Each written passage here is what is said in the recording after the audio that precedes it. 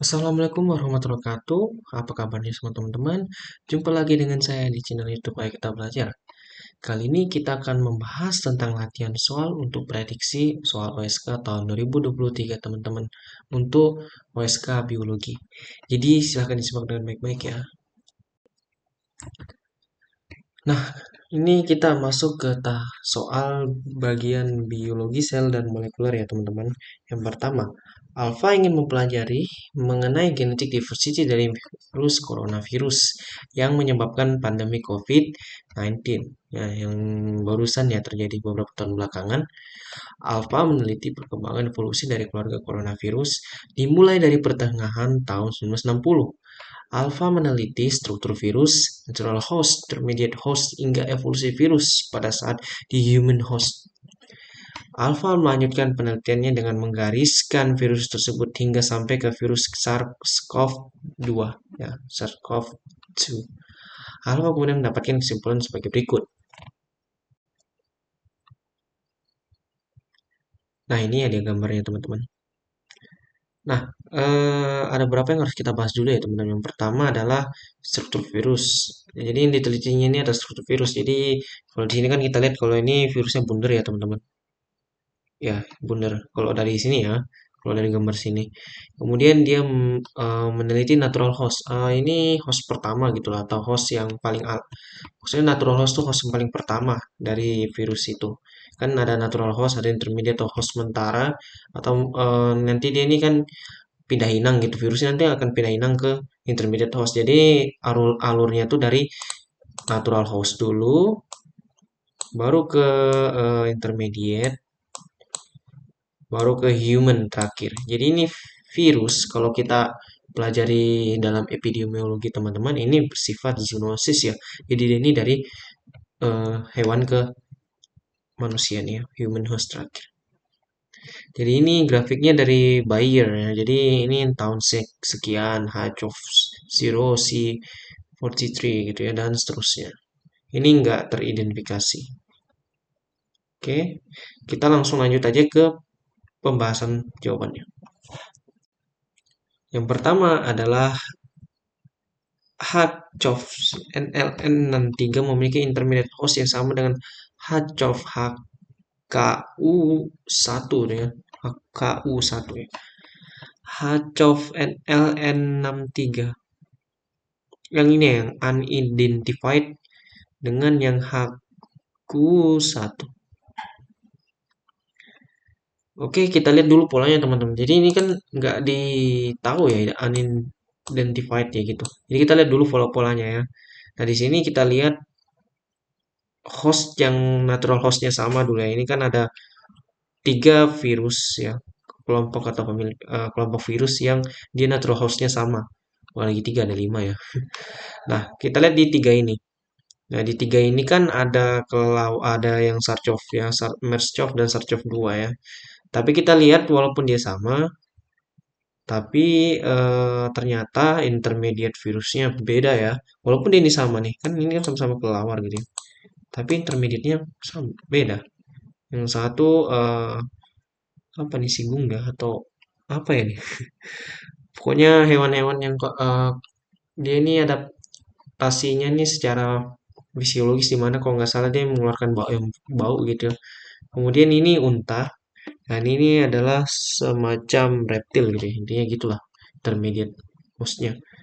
Nah, kemudian kita analisis kembali yaitu yang ini kan antara ini dan ini kan beda ya intermediate hostnya.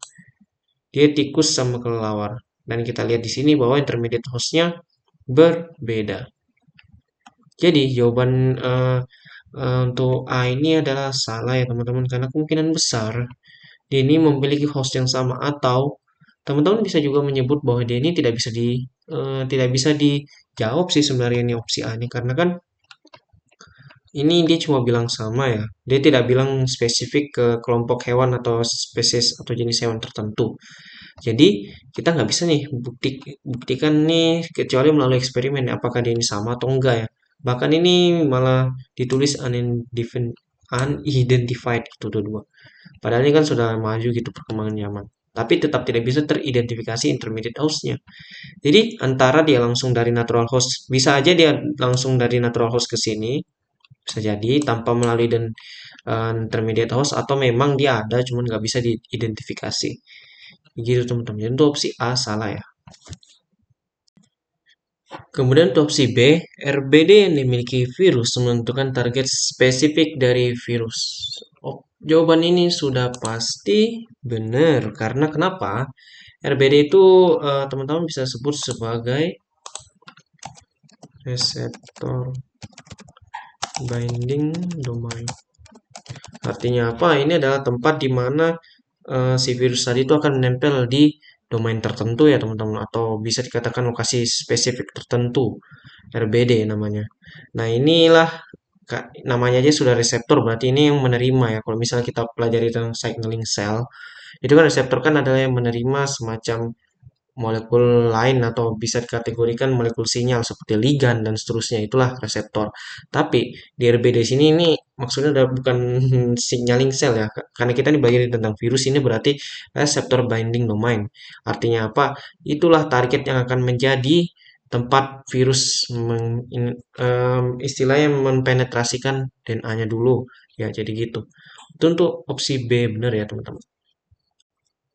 Lalu untuk opsi C, SARS-CoV-2 merupakan virus yang paling maju di antara jenis virus lain. Ini sudah jawaban umum ya teman-teman. Jadi kita tuh tidak bisa menentukan siapa yang lebih maju di antara semua ini ya. Nah jadi kalau mau dilihat pun ini kurang lebih sama. Ini kan cuma beda warna doang ya. Kita nggak lihat proteinnya. Jadi teman-teman boleh beralasan untuk opsi C ini ya. Boleh alasannya tuh nggak bisa dijawab kan. Ini kan kita nggak tahu ya. Ini dari warnanya doang kan. Cuma diperlihatkan diverse-nya.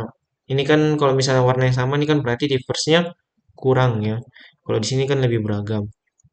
Nah, belum tentu tuh yang diverse-nya kurang itu lebih primitif dibandingkan yang diverse-nya beragam. Belum tentu ya teman-teman. Jadi kita nggak bisa menentukan siapa yang lebih maju dan siapa yang lebih primitif. Jadi untuk opsi C salah ya. Kemudian untuk opsi D, spesies inang perantara menjadi kunci utama dalam proses mutasi virus. Jadi kita harus lihat dulu ya teman-teman, ini kan proses mutasi virus. Nah, berarti namanya mutasi.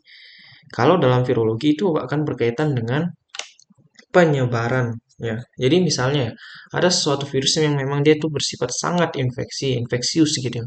Dan penyebarannya sangat begitu rapid atau begitu cepat ya. Nah, ini kita sebenarnya proses penyebaran itu bisa dikategorikan dia berbanding lurus dengan mutasi. Jadi kalau misalnya semakin cepat proses mutasi gitu ya, maka otomatis dia kemungkinan besar penyebarannya akan semakin cepat ya. Contohnya apa? Contohnya adalah influenza ya. Jadi virus influenza kan mutasi sangat cepat ya, teman-teman. Nah, dan juga virus influenza itu dia gampang menular gitu ya. Makanya kalau misalnya kita lagi flu atau pokoknya lagi suka bersin-bersin atau pilek gitu ya, kita kan disarankan menggunakan masker karena itu memang bersifat menular gitu, virulensinya sangat tinggi. Tapi bukan berarti ya dia yang bersifat sangat virulen atau sangat infeksiusnya sangat tinggi itu dia bersifat mematikan ya teman-teman. Ini berbeda kasus. Tapi kalau misalnya berkaitan dengan spesies inang perantara ya kita balik lagi.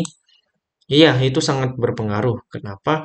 Karena kalau dalam inang perantara tuh kita minimal mengetahui beberapa faktor gitu teman-teman. Yang pertama, kalau misalnya dari inang perantara, kita dapat menentukan seberapa rapid penyebaran dari virus tadi. Misalnya aja teman-teman, misalnya anggap aja suatu hewan, misalnya kayak kelawar ya. Ini kan anggap aja kelawar tuh misalnya sebagai intermediate host dari virus tertentu gitu. Kelelawar kan ada di mana-mana ya teman-teman. Dia ini bersifat even di belahan dunia manapun ya, kecuali di bagian dingin, tempat-tempat dingin. Maka dari itu, spesies-spesies yang ini, yang perantaranya bersifat even di dunia, itu bisa kemungkinan virusnya dapat menyebar dengan cepat. Karena kan hewannya banyak ya di dunia. Dia terdapat ada di mana-mana di belahan dunia. Berbeda kalau misalnya hewannya itu bersifat endemik. Di mana virus-virus yang hewan-hewannya itu bersifat endemik, itu dia teman-teman hanya dia bisa menyebar di tempat itu aja. Misalnya kalau misalnya di Pulau X misalnya ya, cuma hidup hewan endemik Y misalnya. Berarti virus yang mau menjakiti manusia tapi menggunakan host hewan Y, ya otomatis dia cuma bisa menyebarkan penyakit di X doang. Dia nggak bisa nyebarin penyakit di tempat lain karena kan dia bersifat endemik gitu. Maka dari itu, kenapa spesies inang perantara menjadi kunci utama dalam transportasi virus? Ya karena ya memang dia menentukan proses penyebarannya. Juga kalau misalnya dia semakin event kan semakin nano ya semakin bertahan lama gitulah virus. Kalau misalnya dia semakin banyak kan di dunia, artinya dia kan semakin bertahan lama. Otomatis dia memiliki kesempatan mutasi yang begitu besar. Karena mulai dari kan manusia juga kan melawan kan virus kan. Banyak sekali metode-metode mulai dari proses vaksinasi dan segala macam. Maka otomatis spesies inang perantara menjadi kunci utama. Jadi untuk opsi D ini adalah benar ya teman-teman. Dan untuk jawaban kali ini adalah untuk opsi A salah, untuk opsi B benar, untuk opsi C salah, dan opsi D benar teman-teman. Sekian pembahasan untuk kali ini teman-teman. Semoga bermanfaat. Assalamualaikum warahmatullahi wabarakatuh. Sampai jumpa semuanya.